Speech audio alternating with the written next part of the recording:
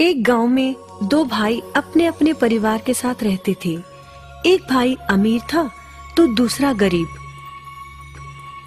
दिवाली आई, सारे गांव में खुशियां मनाई जा रही थी।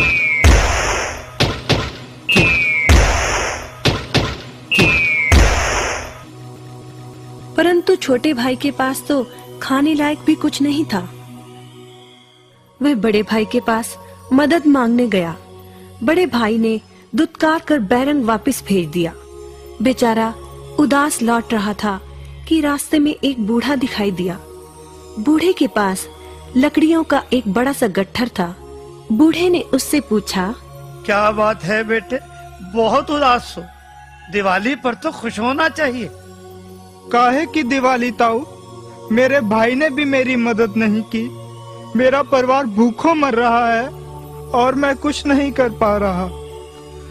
यदि तुम मेरी मदद करो, इन लकड़ियों के गट्ठर को मेरे घर पहुंचा दो, तो मैं तुम्हें जो दूंगा उससे तुम अमीर हो जाओगे।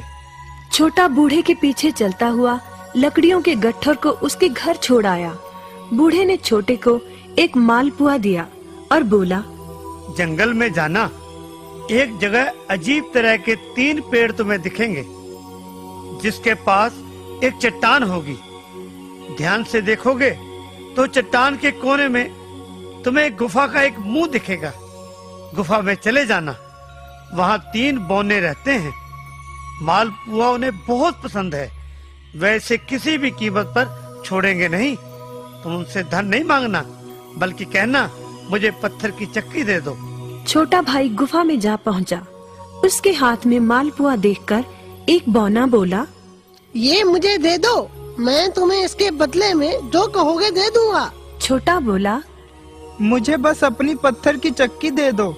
चक्की लेकर छोटा जैसे ही चलने लगा, बौना बोला, इसे मामूली चक्की ना समझना।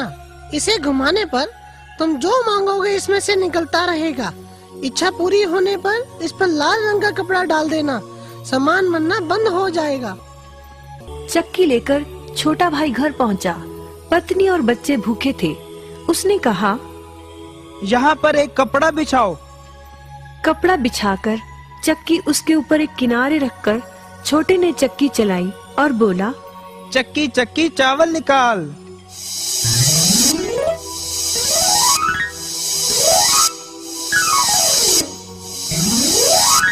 बस चावलों का ढेर लगना शुरू हो गया। लाल कपड़े से चक्की को ढककर छोटे ने फिर कपड़ा हटाया और दोबारा चक्की चलाकर बोला, चक्की चक्की दाल निकाल।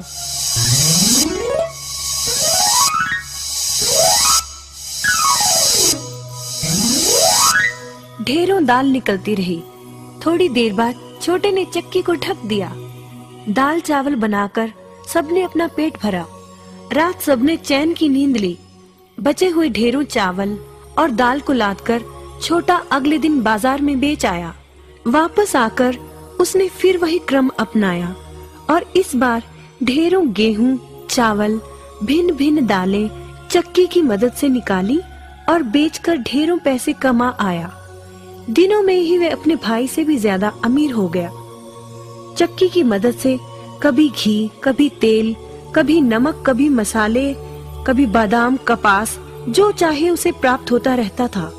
बड़ा भाई उसकी खुशहाली से जलने लगा। उसने सोचा, चंद दिनों पहले तो ये भूखों मर रहा था, अब इसके हाथ क्या लगा जो ये मुझसे भी ज्यादा धनी हो गया है। एक रात चुपचाप वह छोटे के घर में छुप गया। सारा भेद उसके आगे खुल गया। अगले दिन जब छोटा बाजार सामान बेचने गया था, तो बड़ा भाई छोटे के घर पहुंचा और उसके घर से चक्की चुरा कर ले आया और अपने परिवार को लेकर दूर कहीं टापू में जाकर बसने के इरादे से घर से चल पड़ा। समुद्र किनारे पहुंचकर उसने एक नाव खरीदी। सभी उसमें बैठ गए और नाव में बैठकर टापू की ओर चल दिए।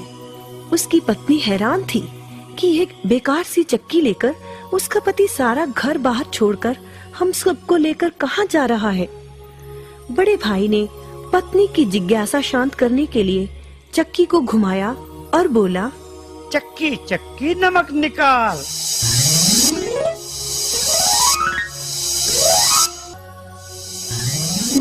फिर क्या था, नमक का ढेर नाव में लगना शुरू हो गया और नाव डूबने लगी। बड़े भाई को चक्की बंद करने का उपाय तो पता नहीं था। उन सब की जल समाधि बन गई। सभी चक्की समेत समुद्र में डूब गए। कहते हैं कि चक्की अब भी घूम रही है, तभी तो समुद्र का पानी खारा है। शिक्षा, लालच बुरी बला है।